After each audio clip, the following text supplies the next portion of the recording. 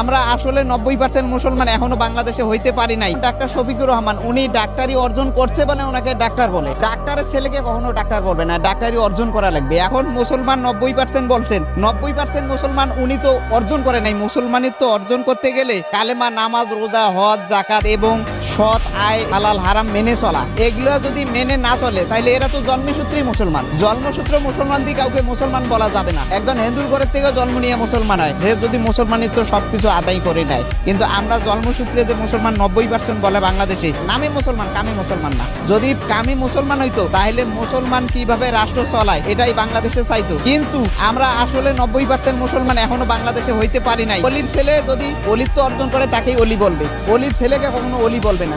তাই আমরা 90% মুসলমান এখনো বাংলাদেশে হতে পারে নাই, নামেই মুসলমান। আমরা কামে কোনো কাজে কর্মে কোনো মুসলমানিত্ব দেখাইতে পারিনি এই পর্যন্ত।